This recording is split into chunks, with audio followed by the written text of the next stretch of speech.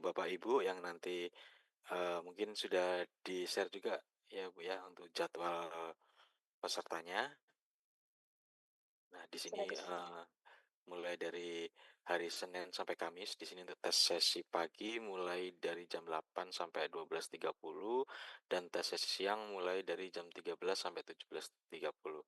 Di situ kecuali di hari Jumat karena kepotong sholat Jumat, jadi nanti akan dimulai dari 8.30, terus ada sesi break untuk sholat Jumat, dan lanjut sampai dengan jam 13.30, kemudian sesi siangnya jam 14.00 sampai dengan jam 18.30.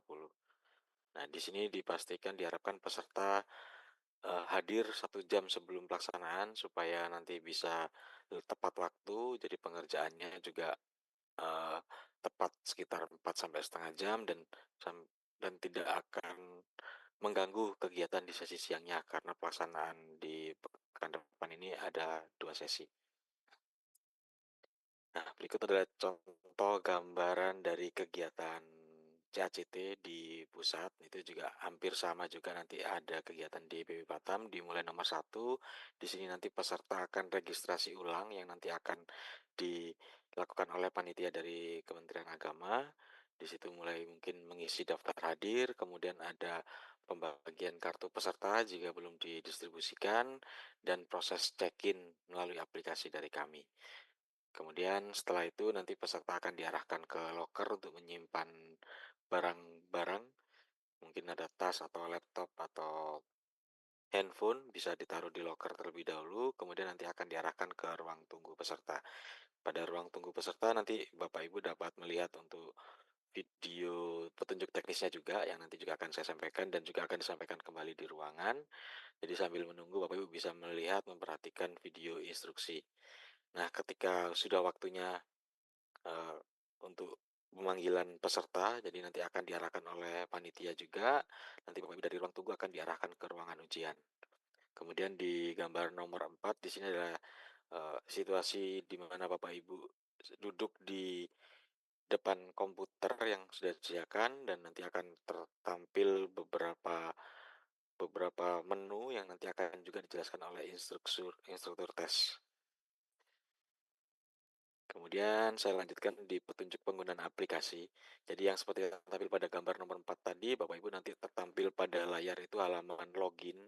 Jadi di sini Bapak Ibu dapat mengisi dengan NIP yang nanti akan tersedia juga di kartu peserta, tapi nanti bisa dipastikan terlebih dahulu kartu peserta yang diterima eh, sudah sesuai karena kebanyakan di beberapa tilok yang sudah kami laksanakan itu ada yang namanya benar-benar persis, misalkan namanya benar-benar Abdullah Fakih, sama-sama Abdullah Fakihnya, tapi NIP-nya berbeda dan unit kerjanya berbeda, itu bisa dipastikan kembali baik dari panitia maupun dari peserta. Jadi jika sudah dipastikan benar, ya semoga nanti Bapak Ibu dapat mengerjakan sesuai dengan identitasnya yang sesuai. Di sini ada nomor peserta yang diisi dengan NIP, kemudian PIN sesi nanti juga akan diberikan oleh instruktur tes pada saat sebelum mulai ujian. Kemudian untuk tesnya ini, login tesnya dilakukan secara bersama-sama dan setelah itu Bapak Ibu dapat melakukan ujian tes ini secara mandiri. Setelah berhasil login, Bapak Ibu dapat melihat untuk data diri dari peserta masing-masing. Mungkin yang perlu diperhatikan adalah NIP, nama, atau tempat tanggal lahir pun juga karena biasanya ketika ada nama yang benar-benar otentik samanya, itu bisa diperhatikan kemungkinan tempat dan tanggal lahirnya berbeda, jadi bisa dicek dulu. Ketika sudah benar, bisa langsung klik tombol mulai untuk langsung lanjut ke halaman instruksi umum dan contoh soal. Di sini instruksi umum dan contoh soal akan berbeda-beda pada setiap subtesnya. Jadi Bapak Ibu dapat baca juga sampai paham. Begitu paham bisa klik tombol lanjutkan untuk lanjut ke halaman ujian. Nah, di sini untuk yang perlu diperhatikan pada halaman instruksi ini Bapak Ibu tidak perlu membaca terlalu lama, jadi bisa cukup dipahami saja, nanti akan ditampilkan kembali di halaman ujian. Oke, saya lanjut. lanjutkan. Nah, berikut adalah contoh halaman ujian yang nanti Bapak Ibu akan ditayangkan pada layar Bapak Ibu.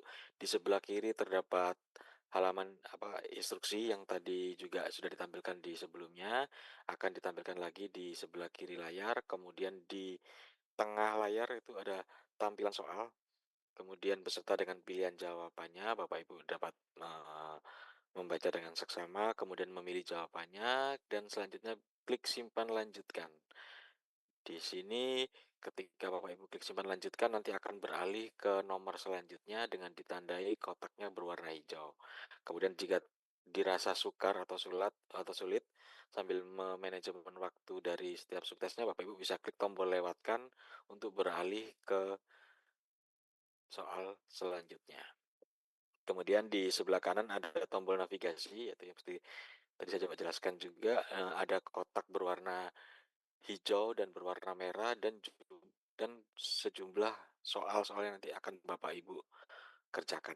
Jadi untuk tanda berwarna hijau yaitu jawaban sudah dijawab, kemudian untuk yang berwarna merah adalah soal yang belum dijawab. Bapak Ibu bisa di cross check di sebelah kanan berapa soal yang belum dijawab, berapa soal yang sudah dijawab, tanpa lupa memperhatikan waktu yang terdapat pada atas layar. Di situ Bapak Ibu akan melihat waktu akan berhitung mundur. Jadi untuk setiap suksesnya itu jumlah soal dan jumlah waktunya berbeda-beda. Jadi Bapak Ibu jangan sampai terlena dengan soal tapi lupa melihat waktunya. Kadang-kadang kebanyakan terjadi seperti itu. Jadi karena asiknya mengerjakan soal, ternyata waktunya sudah habis dan akan langsung lanjut ke halaman subtes berikutnya. Jadi mohon diperhatikan Bapak Ibu terkait dengan waktu. Nah, informasi selanjutnya ketika Bapak Ibu sudah mengerjakan semua soal ditandai dengan navigasi berwarna hijau semua, di sini akan muncul tombol selesai. Di sini dimaksud tombol selesai yaitu tombol selesai pada subtes ini.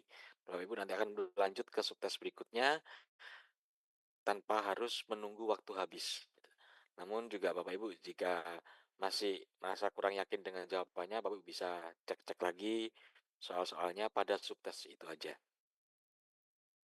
Kemudian ada tampilan progress bar. Di sini ada garis berwarna hijau yang nanti akan berjalan mulai dari kiri layar sampai ke kanan layar. Di sini identifikasi dari berapa subtes yang Bapak Ibu sudah kerjakan.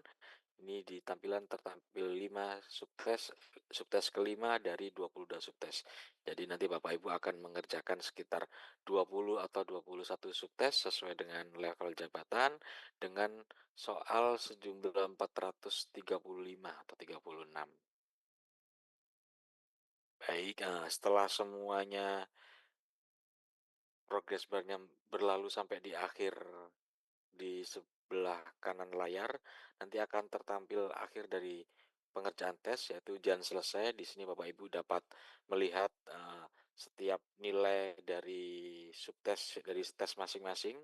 Ada 3 tes: manajerial, sosial kultural, literasi digital, dan emerging skill. Di sini akan tertampil juga nilai GPM Bapak berapa persen dan kategori apa, antara kurang optimal, cukup optimal, dan optimal. Nah, kisaran sekitar selama 4 jam Bapak Ibu akan melalui seperti itu. Jadi akan berulang-ulang Bapak Ibu sekitar 22 subtes mulai dari Bapak Ibu sudah login berhasil, kemudian nanti akan lanjut membaca halaman instruksi, kemudian ketika sudah dibaca nanti akan lanjut lagi ke halaman ujian, klik tombol selesai, balik lagi ke halaman instruksi, kemudian diklik lanjutkan dan lanjut halaman ujian.